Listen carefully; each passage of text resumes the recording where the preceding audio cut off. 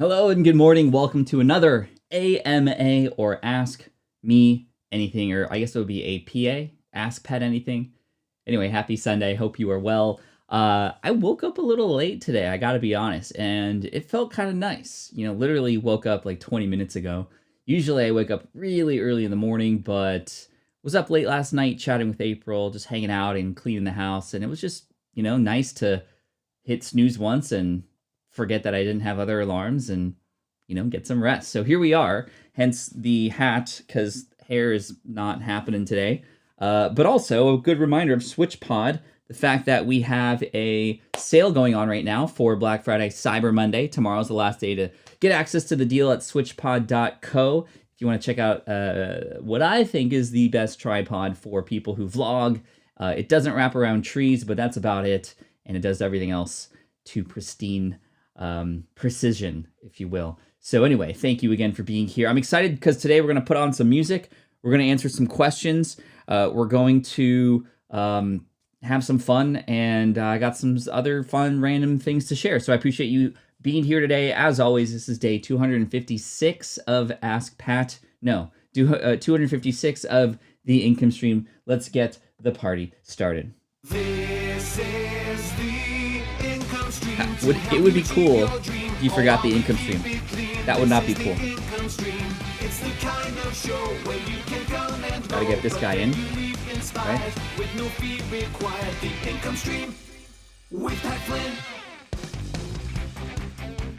Okay. So, if you have a question, pop it in the chat. I'm more than happy to answer it today for you. Good morning. Let's do our round of good mornings first. Actually, I don't even need this second screen. Let me turn the second screen off because it's just us today. I'm gonna make it easier so I don't have to keep looking this way. I can just look straight and down to go get you. So let me turn my sidecar off. Sidecar is a feature on Macs where you can use an iPad or another device as a second screen, and I don't necessarily need that today. I will try to wrap it around a tree. You might be able to stick it through a tree.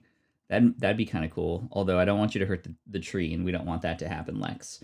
Let's see. We got Miss Boyce in the house. What's up, Miss Boyce? Always a pleasure to see you here. GTO, John Michael Dornoff. We got Elton, Lex, the CPA, who can chat again, which is great. That was a big momentous earlier part of the week. We got Elena, Lisa, Peasant Uprising, James. Got up early, went to bed late. Got too much to do to sleep life away. I hear you, James. I hear you on that one. But sleep is important because sometimes we aren't able to do our best work if we are not well rested, of course, right? We got Martin in the house. We got Beth. Who else is here? Nordic Hunter, Bill, Andrew, Bernard. Welcome in, Grandma Goody, Scooby Life, Ariel, Stephanie, and many, many, many more. So again, grateful that you are here. I did see a question come in, and between questions, I'm just going to riff a little bit about certain things just so we can keep the flow going. But I do want to put on some music like we always do. So I want to give a big shout out and thank you to Harris Heller. Harris Heller Stream Beats Lo-Fi. Harris Heller, for those of you who don't know, is a streamer. Okay, let's play all.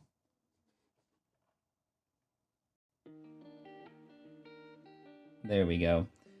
So Harris Heller is a streamer who has created this amazing playlist for us that we are allowed to use for free. He's not going to sue anybody. It's all royalty free, and any of us can use it in the background of our stuff. So really cool. Big shout out to Harris Heller from Alpha Gaming. If you want to check him out, definitely check him out. Yes, he is an alliteration, right? I would be alliteration if it was Fatrick Flynn, but it's not Fatrick. Although my nickname was Flat Pin in college because somebody said it and it stuck. Flat Pin. It just made us laugh. Ariel says, Pat, I just had to say a big thank you to you for all you inspire and guidance and realness. Because of you, I launched a Black Friday midlife pregnancy workshop deal. Already someone jumped in. Hey, nice job, Ariel. Well done. Sometimes trying new things is really important. And although it might be scary, you never know, right? And what's the worst that can happen? So well done to you on getting that up there. Teachers making the basics fun. Very nice. Rob says his dad was a U.S. Senator. No worry. No worries. And no way. That's pretty cool. could we use his music in our podcasts? I'm pretty sure you can use it however you'd like, I would imagine, but I'm not sure if it's specifically stream only or what, but that could be something to get some clarification on, right? For sure. I did see a question here from Andrew earlier. Let me go back and scroll up a little bit. Whoa, I just gotta... All right. Let's scroll up. What do we got? Andrew. Where are you at, Andrew?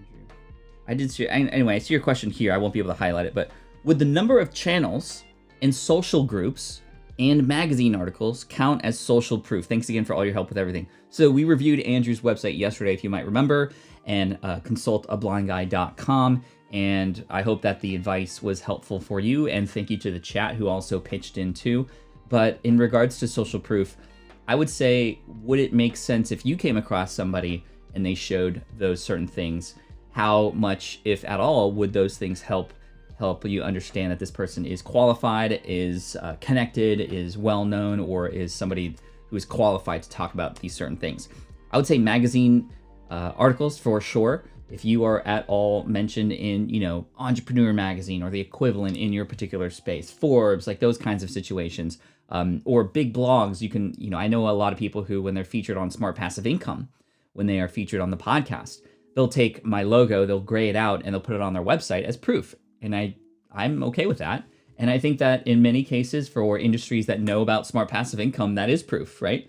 As far as social groups, I think if it is not just like a Facebook group, although that could, if you are a member of a certain club, then that says something, right? It says you're involved, and, even if it doesn't necessarily have a connection directly to the person who's on that website, it could still help them just at least understand that you are involved, and that alone could be proof. So yeah, I think number of channels is maybe the least one, because anybody can sign up for any of those channels. I would say it's the number of subscribers and or followers there that would do the trick for showing a little bit of proof for sure. Let's see, question. Could we get Harris Heller on as a guest to clarify? I don't know Harris. I have never connected with him, but Michael, that would be a really, really good idea. And I'll see if I can work on that. Maybe in 2021, maybe at the beginning of the year, I can try to get him on. I'm sure that he would be accessible in one way or another, so I'll do my best there. Let's see. Ashok, could we refer other blogs in our podcast and give reference and description thanking the original blogger? There's sort of like these unwritten rules in the blogosphere and in the podcast space. And one of those rules is that if you mention somebody else, that's awesome. That's okay. So long as you give credit to the thing that you are referencing or linking to or talking about. So yeah, Ashok, let's say, for example, you had a podcast and you were like, oh, Pat Flynn from the Smart Passive Income blog wrote this article, back in 2014 about keyword research, and here's what he talked about. I'll leave a link in the description or on the show notes page for you if you want to learn more about it. You've given me credit. You've given me a shout out. I'm all for that. And so as much as you want to recommend or talk about my stuff, you are more than welcome to do that. And so, yeah, it's not written anywhere that's okay. Where you get into trouble a little bit is if you were to reference another person's blog or post or article or content and then like tear it to pieces, right? And even then, that's kind of okay because it is fair use. It is your opinion on something, right? Now, depending on how you do that, and I don't imagine that anybody here watching this show would do things like that. Maybe you might say, well, I actually don't agree with Pat Flynn, but here's his article. Here's what I think instead. That's totally fine too. And that's, I would encourage people to disagree with me if you have that disagreement so we can have this conversation and talk about it. I think more people need to not just like go with the flow, but be somebody who stands up for what you believe in, right? So hopefully that makes sense.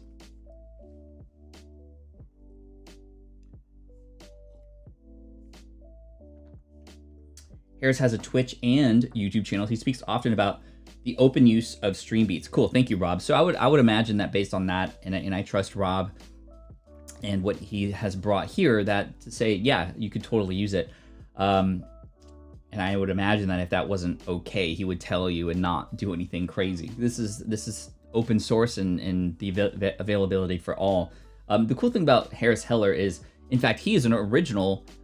He's originally a Twitch streamer, and he's been using YouTube to grow his Twitch. So if you happen to have a Twitch channel or any other channel at that matter, using YouTube to help grow that channel, maybe it's a podcast, maybe it's something else, is a very smart thing to do. He says that all the time. If you want to grow on Twitch, you can't rely on Twitch, right? You got to use another channel where there is an algorithm, where there is the possibility of finding and connecting with other people. What's up, Tim? Good to see you here, my friend. Appreciate you. Let's see. Your shirt brings up a question. Since most everyone would recognize that car or similar iconic objects or people, does that make it an infringement? I'd like to safely make designs like that. See, that now we're getting into, so a lot of legal talk today. You know, in fact, I think I had mentioned that we might want to bring on a lawyer one day on the income stream and just like pounce them with all these questions, right? And of course, who knows what kind of answers we'll get. A lot of times lawyers seem to, very similar to politicians, sometimes beat around the bush, but I love my attorneys and my guys are very friendly and they're here to help creators just like us. So if you all think that would be a good idea, I can sort of make things happen, and probably early 2021 sort of situation. But a lot of these kinds of questions I think would be very, very relevant. This is a gray area, not just because it's a gray colored car, but because you're right. The DeLorean is an iconic sort of icon, if you will, but is that trademarked or is it not? Is that copyright or is it not if you were to use that design in one way or another? Plus, something like this, a little more, isometric in design, you know, this is a very unique design, but of something iconic. So where's that lie? Honestly, I'm just going to tell you, I don't know the answer to that. I don't know the answers to that. I'm just going to be honest. So I think that would be really cool if we were to have somebody who, Lex says, gray matters. Yes. But I don't know everything, and I'm just being honest, I don't know the answer to that, and I think, you know, that's okay, but what this can do is it can lead us to people who can give us the answers for that. That would make for great YouTube content, too, I think. Like, not just a live stream, but, you know, an actual video that people can find and watch. And I remember looking up a video on, can you use movie clips in your content? So if I were to, I often refer people to Tim Schmoyer, who answers a lot of questions about fair use and those kinds of things. But an updated one for 2021 could be really interesting, especially as more and more people are looking to get more creative with their content and add more things. I feel the coffee kicking in, which is awesome.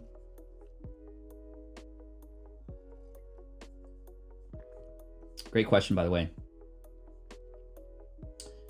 Bill, it just isn't nice. How could anyone disagree? Oh, speaking of agree, hit like all. I find that first couple times watching had to go back later. Thank you, Bill. From Bill, you need a reminder to hit that like button. That does help with the algorithm, and it does help more people find us later. I've noticed that the videos that have more likes by the end of the stream get seen by more people later. It's not always one for one, but it is definitely a pattern that I've noticed. And maybe that's because without saying anything, the ones with more likes are more valuable. But hey, you want to help out, a quick like would go a very, very long way. Saleh says, I would like some advice. I've been posting videos to YouTube, but after a few days, I would take them down because I feel they could be better. What is your advice to someone in my situation? Saleh, very, very common thing I've noticed some people do because they either wish they had done something differently, so they refilm it and they put it back up. I would leave them there. You know, I would recommend going back into Mr. Beast's old videos from 2013, 2014. He is somebody that now has 50 million subscribers, but back in the day, his videos were honestly just really bad. But you got to get through that stuff, and it's okay because also the more views and subscribers that you have from videos that are older, and plus those older videos, even though they're not perfect, this is the idea of perfectionism, right? Let me know in the chat, give me an emoji if you had ever at one point in time experienced perfectionism as a creator here. I want to have Saleh feel like that he or she's not alone. So for me, I can definitely vouch for that as well. Just keep it up there. Keep it up there and do better on the next one, because you might not know.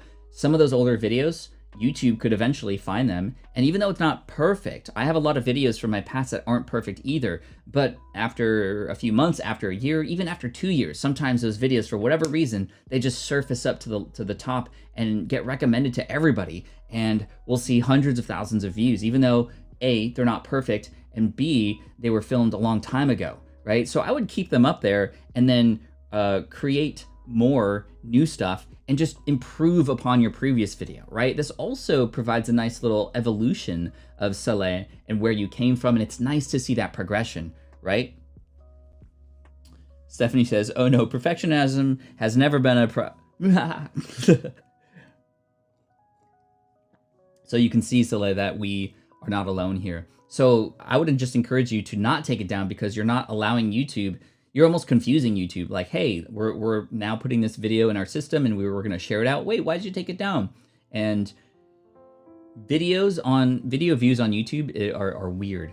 Sometimes they all come in a rush right away. And sometimes it can take a year or two for them to kind of like marinate and have YouTube finally, or because of the circumstances in the world, people finally finding it, and then it gets shared and shown with more people. It can often take just a little bit of surge from some event that happens for a video to really start popping. So I would say consider it like planting seeds, right?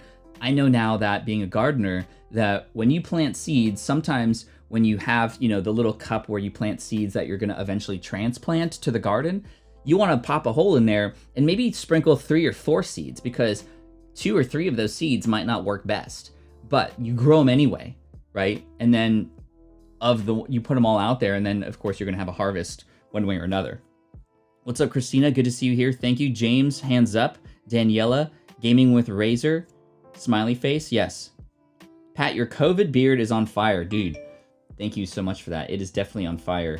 I'm just too afraid to cut it. I don't know why. And now that I've cut my hair, excuse my bedhead, but now that I've cut my hair, I have more hair down here than up here. It's kind of crazy. It's kind of ridiculous. But that was a great question. Thank you so much for that. So, fun, weird fact about copyright. Did you know Mickey Mouse is going to be not copyrighted, I think, by like 2024 or something? That's going to be weird.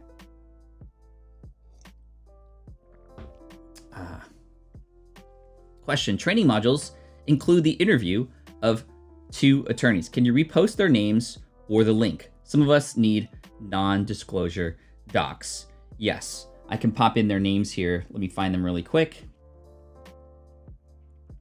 Whoops, I totally didn't mean to do that. Okay, new window. Just give me 1 second. Crazy hair, Pat, yes. All right, hold up. Okay, we're gonna go with Stansbury Weaver. Law firm in Columbus, Ohio. So Stansbury Weaver, I'm gonna pop the link here in a comment, and that should show up at the bottom. Those are my attorneys, and they're great. Great guys. All right, let's quit Slack. I just had to check the spelling. Miss Boyce, question, is your show going to be a fun show for your birthday next week? Sure. I forgot I had a birthday. You know what's weird? After 30, it's like birthdays are just like, oh yeah, I turned a year older. I'm turning 38. Wow. Almost approaching 40, which is pretty crazy. So I don't know if the beard makes me look more my age or what, but I'm just thankful for another year. Grateful to spend it with you. I'm thankful that we get to hang out on my birthday a little bit. I think that I don't know. I don't know what I'm going to do. I have to figure it out, but we'll see. We'll see. Jeff the Ref in the house. Bruh. What's up, Jeff the Ref? Good to see you here. Jeff the Ref and I have become pretty good friends over the last couple days. In fact, through another streamer who we watch together. We're both mods of a Pokemon channel called Pokerev. Jeff the Ref is awesome. What is one TV show or movie from the past that you can watch over and over? So Jeff, if you haven't already found out, Back to the Future, Hoverboard, DeLorean, Back to the Future, I could literally watch. I've watched it over 120 times, I'm sure, in my life. But I'm not going to count that because that's kind of, that's just kind of synonymous with Pat Flynn now. Let's go TV show. Honestly, TV show, let me know, chat, if you can relate to this. You come home from school, you throw on, what was the name of the channel? TBS, and you watch, and maybe that's not the name of the channel where you were at, but Saved by the Bell. Saved by the Bell, I grew up with Saved by the Bell. Zach and Kelly and AC Slater and Screech and that whole, I was in middle school when Saved by the Bell was really popular. And I just like was so stoked for high school because of that. And no, it wasn't exactly like that. Tigers, space side. But Saved by the Bell is one that I could literally just watch all day long. Just it brings back memories. I love the stories. And just there was a Lifetime movie that came out about the behind the scenes of Saved by the Bell, which is really interesting. It wasn't the best movie, but it was just more interesting to learn these sort of behind the scenes facts about Saved by the Bell. But yeah, Saved by the Bell for sure. I have Saved by the Bell on DVD. That's crazy. Did you know there was a new Saved by the Bell that just came out on, I think, was it CBS or NBC's new streaming platform? I think it's probably NBC, right? Great question. Thank you. Sorry to ask twice. You may have answered. What do you think about the new requirement to get permissions from all people appearing in your vid? I haven't done enough research about that yet, Bill, to comment on that, but it is definitely something that's really interesting, and it's probably a safe bet to have some sort of confirmation that the person who you were featuring in your video is okay with it. And it's obvious in some cases, like when you literally have this person on as a guest. But in other cases, I think the reason why this exists is because what if like you're filming somebody in the public and you put it out there, and with how things go viral and, you know, things like that, sometimes, you know, you don't want to be seen. And if a person posts something and you were in a video, would you wanted to have give that person permission? Probably, but it's so funny, right? With all the streaming platforms. I have to research that a little bit more, Bill, but thank you for letting me know about that. With all these streaming services, right? Now it's like they're just different channels. And it's funny because we got away from getting into all these different channels, right? Cable television, you go to this channel to watch these kinds of shows. You go to this channel to go to these kinds of shows. No, let's go to streaming like Netflix. It has everything, right? But now there's all these different platforms where Friends is not even on Netflix anymore. Friends is on CBS? HBO? I can't even remember. Charlie Brown's on HBO now. It's all, now it's like, now we need another streaming service that brings all these streaming services together. It's just kind of crazy where things are going. Who knows what 2021 is going to bring. Gaming with Razor. Hi. Shout out my podcast. Kind of funny stuff on Apple Pod. My first pod soon. Cool. Gaming with Razor. Rayzer. Good luck to you. I love to see new podcasters enter the scene. It's so much fun. Question. Is there a way to make the date you posted on a vid to YouTube invisible? No, it is not. And I think that's for good reason. We want to make sure that the videos that we come across are indeed up to date. And it's also nice for a timestamp as well, just to kind of have an understanding of when certain videos come out. And I think that's important because if you say like, you know, how to create a podcast today, but that was filmed in 2008, you know that as a viewer, it's not going to be relevant. It's not to the best service of the viewer if there were no dates. You can do that on your website. However, you can code it to however you'd like. And I know a lot of people who do that because their content is evergreen. And this is what I'm guessing, Sarah, this question is coming from. The fact that your content is evergreen, it's like, well, it would be nice if my content didn't share that it was posted 3 years ago, even though it's relevant now, because people see the date is older and they just don't want to watch it anyway, even though it is relevant, right? So I've had to do a couple things. I have a podcasting tutorial that was filmed in mid-2018 that's still relevant today. It's actually the #1 video about podcasting, or the most viewed video on podcasting, with I think 1.2 or 1.3 million views here on YouTube. Shaw, thank you so much for becoming a new member. I appreciate you for that. You're amazing. And even though it was filmed in 2018, it's still relevant today. But I changed the title to 2019 last year, and people were like, oh, title 2019, published 2018. Who's this guy fooling? Right? And I was like, but it's still relevant. So I have a very, very clear part in the description right at the top that says this is still relevant for 2020, so that people can still see that I at least addressed that it was live for today, if that makes sense. Or helpful for today, right? I didn't like Saved by the Bell. They were just way too privileged and just ridiculous. I mean, that was part of the entertainment, right? Like it wasn't reality for sure. Maybe it clouded my expectations for sure, but I can definitely see that for sure. Hey y'all, sorry I'm late. We made Christmas tree today and we just finished now. So much fun. Nice, Manus. You made the Christmas tree. How did you make a Christmas tree? I'm curious. I like that though. I did like 90210. That's funny. Let's see. I loved the old cable charger box with the slide for all the channels and slide it back, forth real fast. Man, those were the days. Those were old. Those are old school. Ashok says, is it okay to start an affiliate program from the first podcast episode, or should I wait to get a good number of subscribers? Thank you for this question. I love this question because when I give you this example, you're going to see it's a very clear answer. Let's say, Ashok, and this is for everybody out there, excuse me. Let's say that you had a brand new podcast, and on episode 1, you talked about a really important topic, and you had a tool that you could recommend that would actually help people.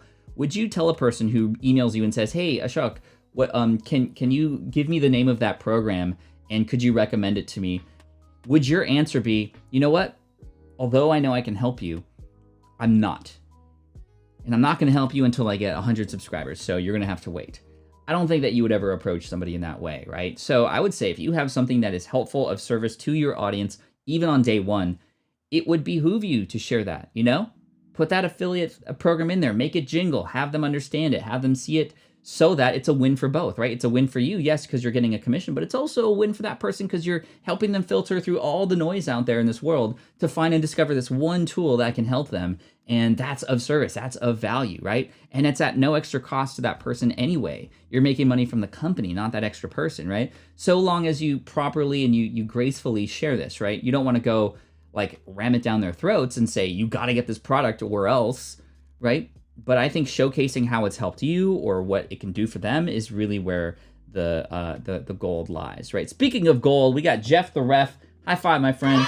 Thank you for joining Team Flynn Gold. I appreciate you for that. Thanks for supporting the channel. And this month and continuing into the end of 2020, we are supporting teachers here. So all super chats, all of the income from the memberships are getting pushed forward toward supporting teachers this year. And we're buying books, we're buying supplies for teachers because teachers deserve it, and they're kind of getting thrown under the bus this year with all the crazy stuff that's happening with virtual learning. I'm seeing it over here on my end. I know it's happening. If you have kids, you can see it on your end too. So thank you for that, Jeff, and thank you, Shaw, and the new members who are coming in today. Which book are you currently reading? I'll show you. Speaking of, since Jeff is here, I'm going to show Jeff something. By the way, this is the book I'm reading right now. This was, whose question was this? Fun will now commence. And when I opened this book, fun definitely started commencing. It just picks up right from the start. Now, I've been trying hard not to see reviews. If you watch a movie or you read a book, are you somebody who like reads the reviews about it first? Or are you somebody who tries to avoid it? It's interesting because Caleb, my videographer, he avoids trailers, ads, at all costs if he knows he's watching something, because he doesn't want to like see any of it. And I understand that, but I am a little bit impatient. I want to see the previews and stuff. So I did read a few reviews and whatnot, and they're not exactly positive, but I'm also just very excited because Ready Player One, absolutely, probably my favorite book after Ender's Game. Ender's Game was my favorite, but that has sentimental value because it was like the first really cool book that I read as a kid that, yes, I was supposed to read for school, but I also loved it. And that was like, wow, I can actually read a book for school and love it. I wished every book and textbook was like Ender's Game because it had some really good storytelling and I could really relate to the third or the main character, if that makes sense. Cannot stand spoilers and reviews until I see it. I can relate, says Fun will now commence. Literally just saw that book online with a client last night, says Lex. I usually buy books based on recommendations. 95% are business related. That's same with me, Michael. This is the first one of, actually, probably one of the only fiction books that I'm reading this year. But I put my pre-order in like 6 months ago. Anyway, this is for Jeff the Ref. What is this right here? This is our, these are PSA graded cards in here. So I'm going to open up that on a channel later, but not today. By the way, I already made almost all the changes from what you guys said yesterday's landing page review. Thanks so much, y'all. I have some small tweaks left and it'll be ready, says Manos. Awesome. Excellent. Cool. Nice job. Bernard, sometimes the trailers are misleading and then I'm not happy that I did not see that in the movie. Other times the trailers give the entire story away. Yeah, those are the ones I can't stand. Sometimes when the family and I are on Netflix and we're just like, oh, that looks interesting. Let's watch the trailer. We watch the trailer. 2 minutes later, we're like, okay, that movie was good. Let's move on to the next one. We don't even need to see it because you kind of already can figure out what's going to happen, and it's not necessarily a surprise anymore. A lot of the things that I watch are indeed from recommendations too, but I do love watching the trailer just to make sure. But I agree, Bernard, sometimes even clips from the trailer are not in the movie. I think a few Star Wars movies were like that, where in the trailer, they maybe deleted that scene or something, or just using it to hype it up, and then it's not even in the real movie. I don't know. Oh, baby, says Jeff. Yes, we got some, actually a couple boxes. I'm mainly waiting for my submission from PSA that has 30 cards to come back, and then I might do a video about it or something. But for those of you who don't know, what Jeff and I are sort of referencing is related to my newfound love for Pokemon cards, or my reconnection to collections like Pokemon cards. And I'm kind of getting very involved in that space, getting to know a lot of the creators there, some of the friendliest people I found, to be honest. And in order to, so with collectibles, not just Pokemon cards, but trading cards from baseball and football, autographs, those kinds of things, you can authenticate them, right? Which means you can send them off to a grading company. There's a bunch of them out there, from Beckett to PSA to CGC and a few others. And Elena, yo, thank you for becoming a member. I appreciate you. High five for you. Bam. Thank you for becoming a member today. I appreciate you. And what you can do is, if you get a nice card and you think it's worth grading, whether it's a very popular and or rare card, or one that you just want to have be pristine and sort of get a grade for, it will increase the value. But it is so backed up right now. I think it is like 6 to 9 months until you'll get your cards back. But you can, like, I literally check every day to see where it's at, and I know it's not even going to be coming back for a few months, but I still check it anyway. But when the cards come back, they're worth more. And you can either sell them if you're a collector and you're an investor in that, or you at least have them and know that they're properly graded. And, you know, hopefully you get a good grade, and the higher the grade, the more it's worth. There's also population reports. You can see how many, you know, PSA 10s, which is the highest grade, are out there. And you can say like, oh, I have one of the 5 of these in the world. It's pretty cool. It's a lot of fun. I'm having a good time getting the kids involved, that sort of thing too. Question, thoughts on the new M1 in Max for video streaming? Need new computer and PC historically has been so much more powerful. Yo, the M1 chip is pretty revolutionary. I'm so thankful they're doing this, because I've already seen some reviews on it. There's another YouTuber named Ali, who's amazing, ALI, and he did a review of his new M1, and it is fire. It is absolute fire. It's so much faster. It's actually even almost cheaper. And the M1 is silent. I'm waiting for the larger MacBook Pros to come out with the M1 chip before I snatch one up. And excuse me, the cool thing about this is it's silent, meaning the fan noise is very little, if not at all, because it's a solid state drive.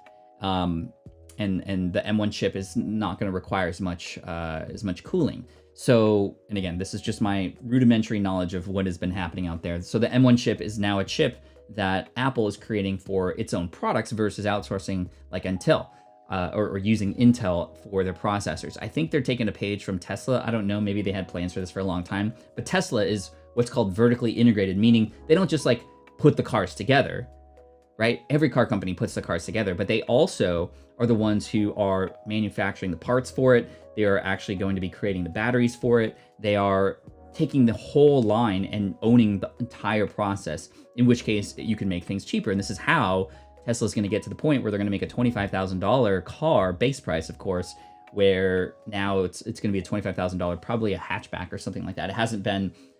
It's been announced, it just hasn't been shown yet, and there's probably going to be a big reveal, probably in 2021 from Elon. And, you know, I hope you're holding on to your Tesla stock, because I am for sure, and it's been a very nice end of the year here for sure for that. Anyway, Bill says, I'd be worried about losing, but what I have, Yankees 1963 baseball sign, would be hand-graded. Love collecting stuff. Yeah, so cool. K-Walk says, I'm waiting for the M1X. That's what I'm waiting for as well, or whatever will be in the 16-inch for sure.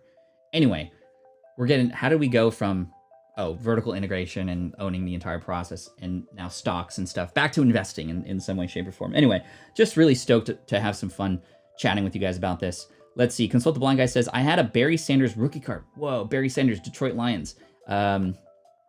Yes, Detroit Lions, not Detroit Tigers. Lions and Tigers in Detroit. I just noticed that. Anyway, as a teen, sold it to a collector shop and got ripped off. No, got $15 for it, and then the shop was on the news for selling it for $20K a couple weeks later. Oh no, Andrew, that's not cool. I'm so sorry to hear that. Right? Oh no. I'm so sorry to hear that. Elena, appreciate you for coming in. I appreciate you. If you have a question, let me know. Let me know. So, one thing that I'm excited to share, I have this box. Let's play a little game. What do you all think is inside this box? Any guesses? I'm gonna keep this up here for a minute. I would just love to see if you might be able to guess what is inside here. This is a tool, I will say, but that's all I'm gonna say right now. Is this locked? Yeah, it is locked. Combination code. Anyway, this is something that I'm really excited about using shortly here, and it is for content. I'm gonna give you more clues as we go along, but I'm really excited. Switch Pods rock, says Bill. Thank you so much for that, I appreciate it. Bluegrass, check out my channel. I've sold many Mahomes autographs. Nice. Sell when they are hot. You know, the hard thing is that I've learned about collecting is like, you have to have sort of like your collection and cards that, you know, yes, they could go up in value, but you're likely never going to sell. And then you have cards that are in another pile for investing. And it's hard because a lot of the cards that I do have now, I want to keep. And it's like, even if I were to sell them and make a profit, it's like, well, is that worth me giving up that card and having it in my hands? I have these like really cool Mario and Pikachu crossover cards that I bought last year for $600, and now they're over $6,000. And I'm like, wow, now would be a good time to sort of scrape up $40, $50, $400 in profit. But I love those cards. Like, it's not worth it to me. But at the same time, it's like, you know, that's like some pretty good money. Anyway, a new lighting setup in the box, a new microphone, the new Switch Pod. Ooh, that'd be sick if it was like Switch Pod 2.0. I can promise you that I probably wouldn't reveal it. Actually, I would reveal it to you before most people, to be honest. But it's not 2.0. Heidi says a hoverboard. That lens for mega zoom, like in the pizza commercial. Rodrigo, let's do this fun thing. Oh, that was kind of, I gotta get it on camera, right? Ooh. Actually, let me do the.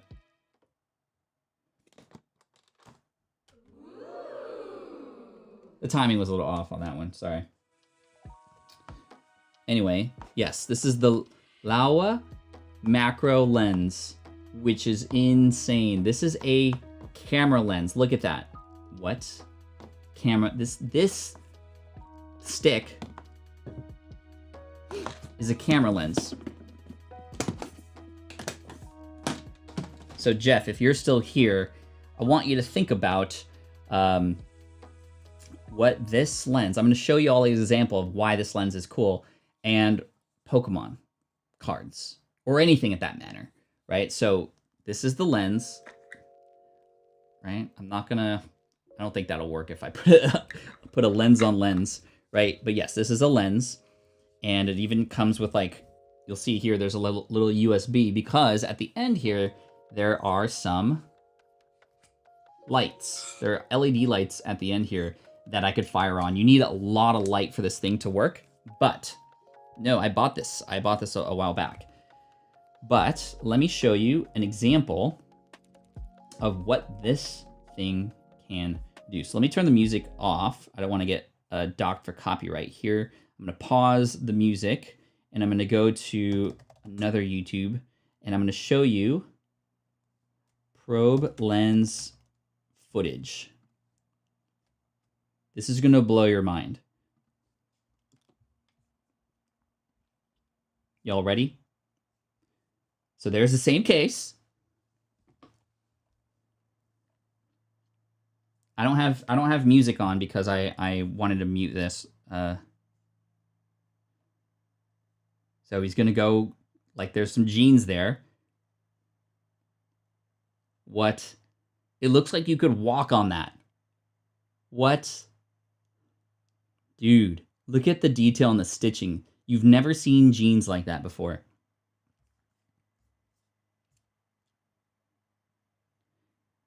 Look at that. That's crazy. Through this is my favorite one. This is where I'm imagining like Pokemon cards laid out and getting a shot like this. What? That is sick. Cold pizza? Sure. Whoa. It's like you're in another world, right? So you see that little thing there that he's like zooming into? Oh, cables. Let's look at this one. I haven't seen this part yet. Yo. And some sounds like, whoosh. Ooh, very old vacuum. Okay, I'm just going to watch the rest of this video.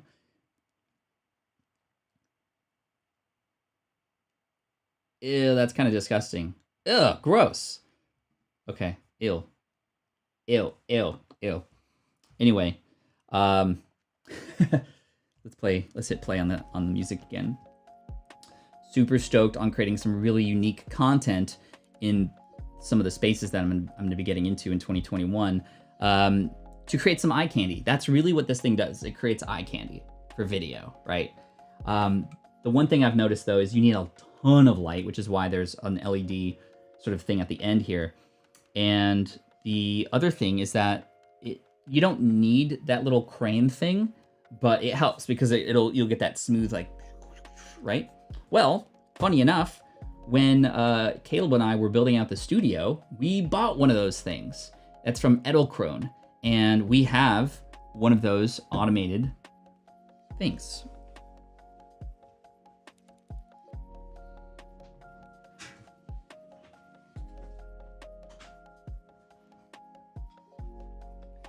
Oh man, reminds me of my last colonoscopy. Okay, Bill, good to know.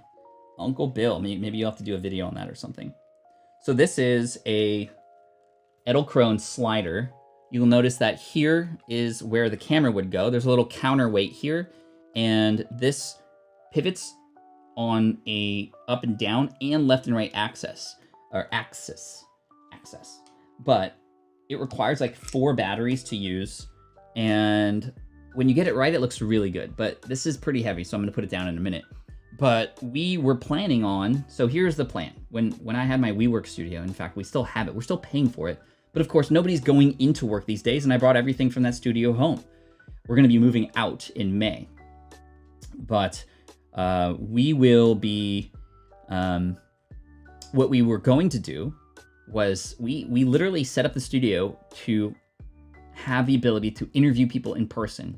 We were going to create a podcast. I don't think I've shared this with anybody. I mean, maybe you kind of knew, but we set up a nice interview table with 2 Heil PR40 microphones across from each other, a brand new Rodecaster Pro, which is this device here that I use for those kinds of things, and the ability to plug in multiple microphones. Anyway, we had this beautiful setup. We had 3 cameras, 1 camera on me, 1 on the person we were interviewing, and this one, which was going to have the wide angle of both of us. And what this was going to do was going to slide back and forth the whole time and just kind of like rotate and watch both of us so that, and then we had this other tool that we had rented that was going to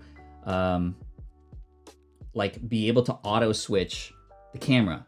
So we would stream live, and depending on who was talking, that is where the camera would go, and we wouldn't even have to push any buttons. It would do it automatically. So if I was talking, this camera would put a view on me. If my guest was talking, the camera would be on them. And if we're both talking, or there's just a bit of silence, or if we forced it, it could go to that wide angle on both of us. And this was going to be like, my plan was to make it the most amazing live stream ever, and to have these guests and to have this behind the scenes and really clippable videos similar to like Joe Rogan, but better because it's moving and there's like,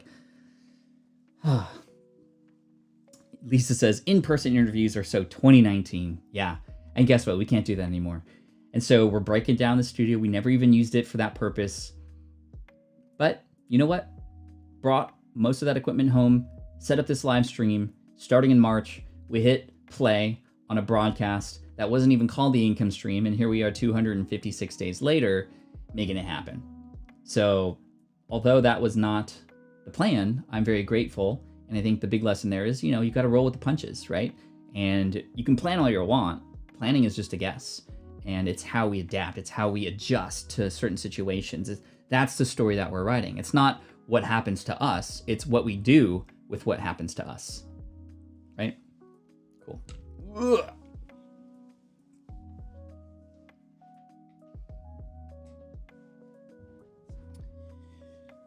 All right. Someday you'll get to try it out. You never know. Yeah, perhaps. I mean, although that being said, I've really, really become proficient with doing the live streams. So much so that when I've been a guest on other keynote stages virtually, I hook up my multiple cameras. I don't have the multiple cameras set up today because, and you don't want to see my office right now. It's just a complete mess. I mean, even behind here, there's just things strewn about. But I've gotten really good at live switching cameras and doing little fun things like, the whole like sound effects sort of situation. And that provides a nice flavor that people don't see anywhere else. So I'm starting to become known, even when I was speaking at Think Media's video influencer conference, and I did my thing. Like, I got dozens of people reaching out to me saying, hey, can you create a course on that? Can you teach me how to do that? And I was like, Sean, like, your people want to know more. Maybe I can just be a guest on your show, because I'm not going to create a course on this. And I've shared videos on this already on YouTube, but they wanted more, especially with the virtual keynote stages and those kinds of things. And we don't imagine getting on regular stages again anytime soon. Maybe not even in 2021. I don't know, but we'll see what happens. But yeah, planning is like typing. Nothing happens until action. Love that, says Chinad. Thank you. Does that mean you will have a new shipping address soon for packages? Yes, it does, but that won't be until May. But we'll have to find out an idea somewhere for sure. Josh, yo, thank you for the super chat, my friend. Appreciate you for that support, helping teachers out this month. You are amazing, and I appreciate you. If you have a question, let me know. I'd be happy to answer it for you. We got 10 or so. Thank you for the super chat, by the way. We got, 10 or so minutes? Sorry, just turn that up a little bit. Grow with Video Live. Your session was awesome. Thank you, Kathy. I appreciate you for that. Josh, could you please say hi to my sons, Will and Ryan, watching together? Hey, Will. Hey, Ryan. Pat Flynn here. Your dad's awesome, but you guys are awesome too. Thank you for spending time watching today. I hope you're having a lot of fun. Just one high five for both of you. Boom, that's for Will. And also another high five for Ryan. Here's for you, Ryan. Boom. I love when kids are watching. You guys are amazing. What have you guys been doing, Josh, for the holiday? How old are your sons? What have you guys been doing to have some fun lately? Hopefully you guys are having some fun. Hopefully you guys are listening to your parents. They know what they're talking about. Bernard says, so the current study was used to store mail until Pat comes past there to collect it. Basically. Sue, thank you so much for the super chat. I appreciate you. Amazing support today and every day. Appreciate. And again, like the song says, no fee required. You don't have to pay anything to be here, but very, very grateful for your support. Right. When I do that sound effect, I got to make sure I make it obvious it's a high five, right? Like that. What if I was like, hey, thanks for watching the show? That wouldn't be cool. GTO says his sons are 40 and 42. Hey, doesn't matter. We're all family here.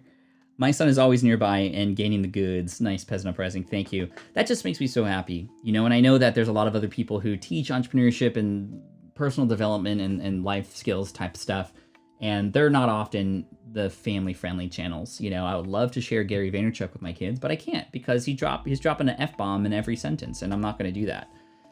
Elena says, Pat, if today was your first day on the internet and you had no budget, what would you do to start making money? What are the first 3 steps you would take? Elena, great question. So here's what I would do. Number 1, first of all, before diving into anything, I want to know what my goals are. If I'm making money because I need to, because I want to quit my job, for example, then I'm going to determine, okay, well, what's that price going to be? What's that payment? How much might I need to make to continue on and to live? And maybe almost how much would I also need as a safety net in order for me to do that? Because now I can work backwards from there, right? Because there's a complete difference between making $1 million online and making $4,000 a month to put food on the table and pay for rent or mortgage, right? So based on where I want to go and what I need, I'm going to reverse engineer from there so I can get there sooner, right? Because, and I teach and I have a lot of students who, when I ask them, like, what are your goals? And they're like, I want a 7-figure business. That's $1 million+. And I'm like, okay, but why? Like, oh, well, I think that's successful. Like, that would be awesome. And then when we sit down, we actually calculate exactly how much they would need to be happy and to live the life that they want to live. It's like, oh, maybe $150,000 then, instead of 7 figures. That's like 5 times more or 5 times less, which means you have less to do, right? Now, you can make your way toward $1 million later, but I think that you got to get, number one, very clear on what your goals are, what your needs are, what your necessities are, so that you can reverse engineer from there. Because let's say, for example, that you want to make $4,000 a month. Well, depending on what it is you do, that could be, 4 people paying you $1,000 a month. So maybe you have some sort of skill or knowledge that you can help people with who are in need of that right now. And I can go, hey, I can help you edit your podcast. And I'm going to reach out to different podcasters. I'm going to get involved in different podcast communities and spaces. And this is step number 2. If I have an idea for something before actually creating the business, before creating the business cards, before creating the website, before creating the logo, I want to see, is this a viable business? Can I even get one customer or even one person interested? Just one.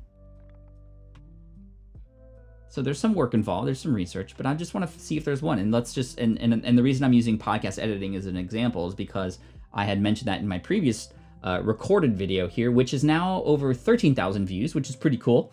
We're on our way to 100K, which is the goal, and I think it's going to spike maybe midweek. Let's just pray it happens. If not, maybe it'll happen later. But idea 2 in that video of the 5 ideas that I present that are relevant and useful for trends right now is being a podcast editor. So I'd get involved in podcast communities, get to know them, understand what it might take. And even though I might not have that skill, I'm going to learn that skill. And there's a lot of free information on YouTube to be able to discover how to do certain things. I can have conversations with people through social media to determine how they might want their show done. I might even do it for free for a couple people just to get the wheels going and figure out, number 1, if I can even do this. Number 2, if I can even reach out to people. Number 3, if I even like to do this. Number 4, I want to breathe. So that's going to give me a nice little micro test as to whether or not I can make this happen. And yeah, I know some people, and I've actually hired people and have paid them over $1,000 a month to edit my stuff. There you go. 4 people, $1,000 a month who I'm serving their podcast with. I just have to edit 1 show per week for them, and I can do it in batches. There you go. So hopefully that makes sense. There's not even a step 3. Step 3 is profit, right? Do you know those memes? It's like step 1, get pants. Step 3, profit. Step 2, is it get pants? I think that is the meme, get pants. Step 1, get pants. Step 2, step 3, profit. Those are some of my favorite. Those are some of my favorite. Miss Boy says, well done for getting 270 subscribers. I noticed you have gone up with YouTube subscribers. That's fantastic. Thank you. Let's see. Question. My son has started with Yu-Gi-Oh cards, and I have no clue how to shop for cards for him for Christmas. The sets are confusing. He hasn't been specific in a request. The most valuable thing you can do, Mr. Rob Values, is to watch some YouTube videos from people who are very proficient in that space. For example, there's some people who like in the podcasting, in the Pokemon space that are more about entertainment value. Right, where it's like they're opening cards and it's like they're all surprised and it's like, okay, well, I'm not getting a lot of information, but it's still fun and I'm incredibly thankful to be a part of those communities. But then there's other people like Twice Baked Jake.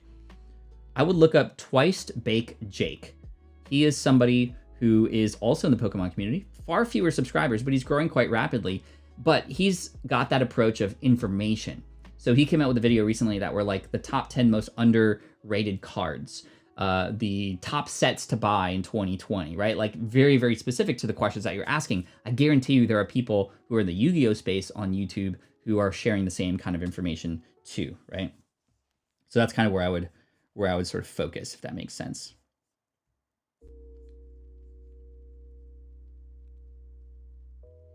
Step 50, after 50, work on health. I think that's step 0, honestly, Bill. Working on your health is going to be key. right? Because if you're not able to take care of yourself, and which means you can't take care of others, you're not going to be at the best sort of energy levels, you're not going to be the most creative because you're not taking care of yourself, then how are you helping other people, right? It's almost, and this is the analogy every entrepreneur uses, it's when you're in the plane and they're telling you to put the mask on you first before you help other people. And that's because if you don't do it within 8 seconds, you're passed out and now you're a burden on other people, right? So you have to take care of yourself first before you can take care of others, right? What's Caleb's YouTube channel? DIY Video Guy. DIY Video Guy. Thank you, Christina. Let's see. Gotta go visit my parents. See y'all later. Thank you, teachers. Make the basics fun. Thank you for being here. Let's see. Pat Flynn, what is the ideal duration for conversation podcast between two people? I don't like saying a certain number because what if you say 30 minutes, right? And you're into the interview, you're at 25 minutes and you have yet to really get into the meat of that story. Are you going to go, you know what, before you get to that story, I'm sorry, we're done. We reached the 30-minute mark. Goodbye, right? That's kind of not cool. But what if like you get everything you need, it's a perfect interview and you got 10 minutes left? Are you just going to be like, all right, so thank you, that was perfect, but let's just like talk about random things for 10 minutes. That's not of value to anybody. So I don't like saying specific numbers on how long certain pieces of content should be, whether it's a podcast, YouTube, written piece of content, whatever. I think it's as long as it needs to be to achieve what you want it to achieve. So going into an interview or a conversation with somebody, I would hopefully have some understanding of where I eventually want this to go. And however long it takes me to go there, that's how long it's going to take. I would say having some sort of general time period, like, okay, my interviews, I hope that they're going to be anywhere between 45 minutes and 1 hour and 10 minutes, just to kind of give some sort of range. Because if one interview is 5 minutes, the next interview is 5 hours, and the next interview is 10 minutes, the next interview is 10 hours, it's like a podcast listener can't get into a rhythm with that, right? So I think it's going to be a balance, but that's where I think is really important. Cool. Mano says, and I'm curious, drop a like if you know what PAID means. There's a little, what's up, Ashish from India? Thanks for being here. There's a little fun fact about the brand of Smart Passive Income that involves an acronym, PAID. If you know what that means, let me know in the chat. If not, I'll tell you and reveal that in a moment. It's a little embarrassing, but hey, it's a part of my history. Peasant Uprising says, every time I sit down to do content research based on BYB course, I get completely distracted by my family and other things. Any advice? I would say that if you really need that time to be a certain period of time and you need that space, this is a time to communicate with those around you to support you and go, okay, during this time, I really need to hunker down. So here's, please, I need 30 minutes of uninterrupted time. And if you could take the kids during this time, or if you could, I don't know, find some time versus trying to fit it in and then getting interrupted all the time. I've found that when I'm trying to work in that case, I might as well not work at all. So I would much rather wait and then get that time versus just trying to fit it in and hoping I get 5 minutes or 10 minutes here, right? Thank you so much, Pat. You're welcome, Shah. Appreciate you. Okay. So PAID. Yes, PAID is an acronym for what the brand Smart Passive Income, which is my website at Smart Passive Income, is now. But for a good 2-month period, the name of that website was not going to be Smart Passive Income. It was called Passive Aggressive Income Dude.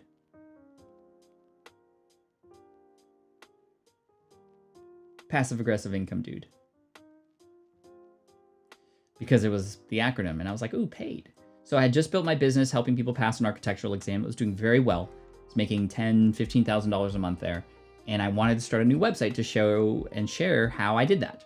So I initially created the brand PAID, or Passive Aggressive Income Dude, because I am more of a silent type. I'm more of somebody who likes to kind of have my actions speak for me. And I'm not very aggressive and like these other people who are in the space. So there was some thought behind it. I, in fact, found a cartoonist on eBay to draw up a cartoon version of a superhero with like a Superman chest, and he's standing on top of a planet, and the cape's waving behind him, and on his chest was PAID. passive aggressive income dude. And this was the guy. And then I looked at that and I was like, do I want that on my web? Like, do I want people to go, oh, Pat Flynn, the passive aggressive income dude? And I was like, okay, if I'm 40 years old, or in which case next month, 38, is that how I want to be shared? Is that how I want to be known? Is that what I want people to say when they're talking about me? Oh, it's the passive aggressive income dude. Because passive aggressive isn't always a positive connotation. And I was like, okay, well, I'm glad I thought about that, because that, you know, with how things went, you know, I could become known for passive aggressive income dude, but then that doesn't really fit me. So I'm very glad that I didn't go down that route. Passive aggressive, not something to have tag. Yeah. But, you know, you got to be a disaster before you become the master. Sometimes these ideas are bad. Sometimes you actually have to move forward with some of them to go, okay, whoa, let's hold up a bit. This superhero with the bulbous chest is not who I want to be known as, right?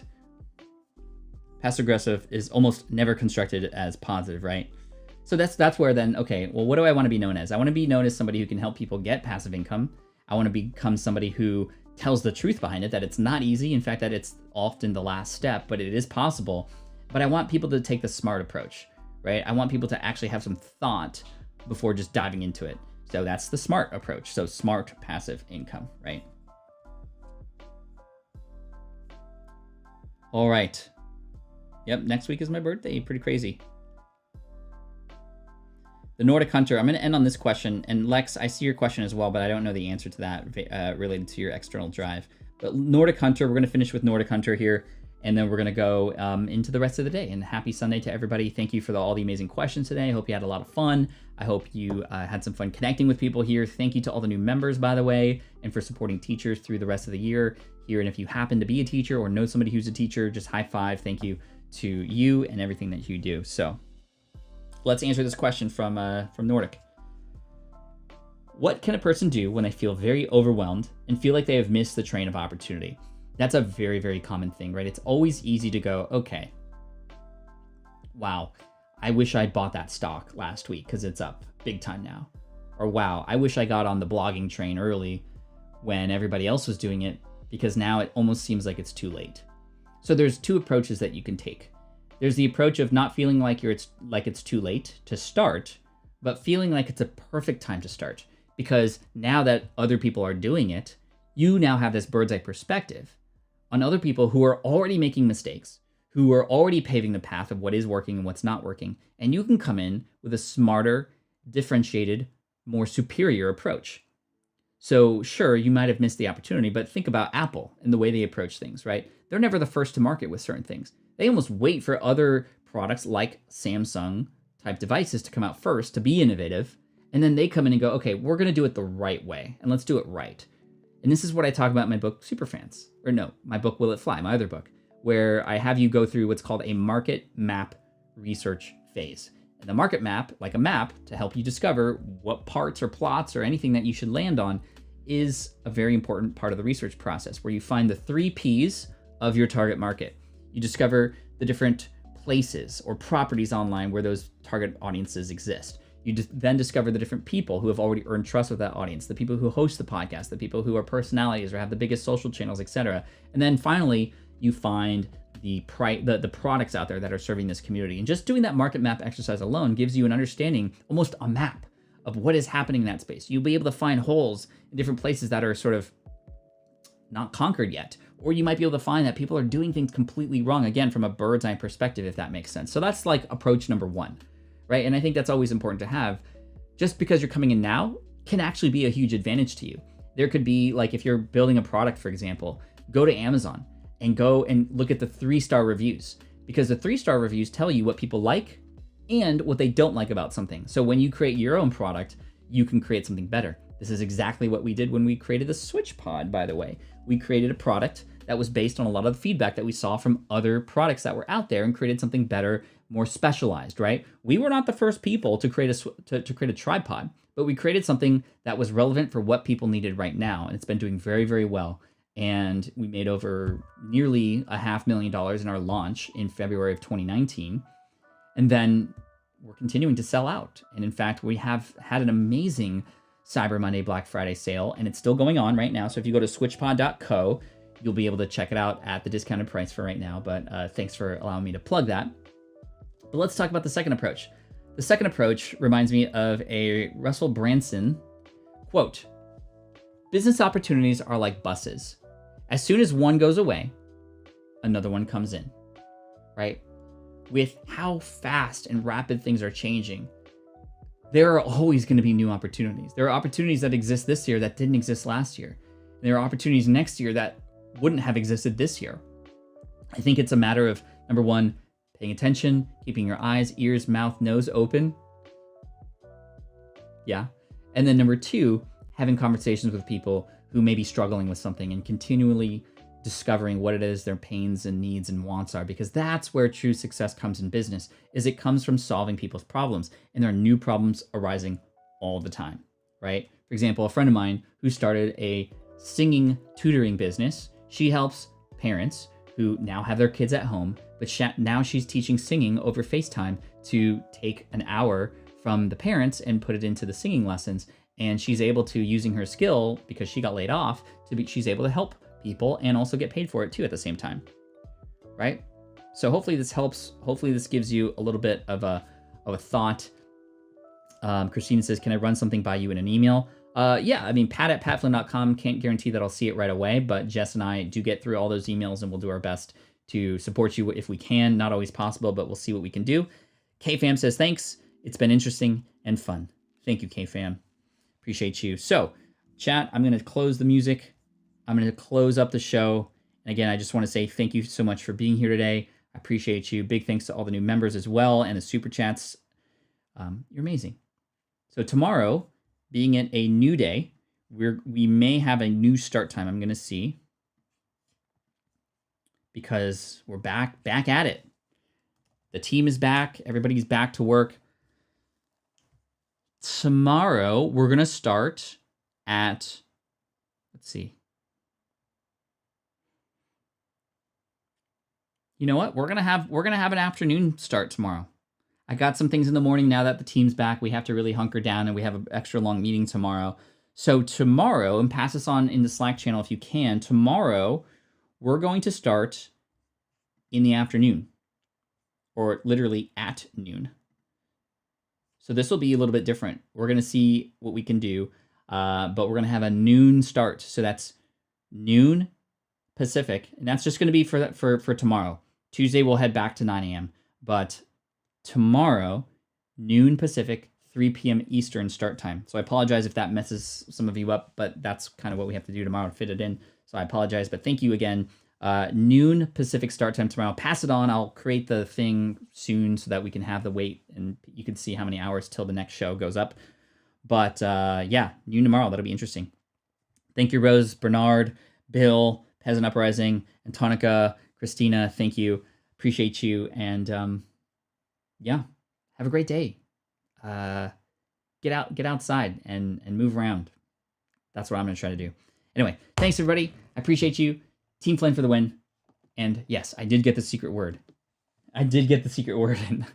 This is the income stream to help you achieve your dream. All while we keep it clean. This is the income stream. It's the kind of show where you can come and go, but then you leave inspired with no fee required. The income stream with Pat Flynn. Cold coffee.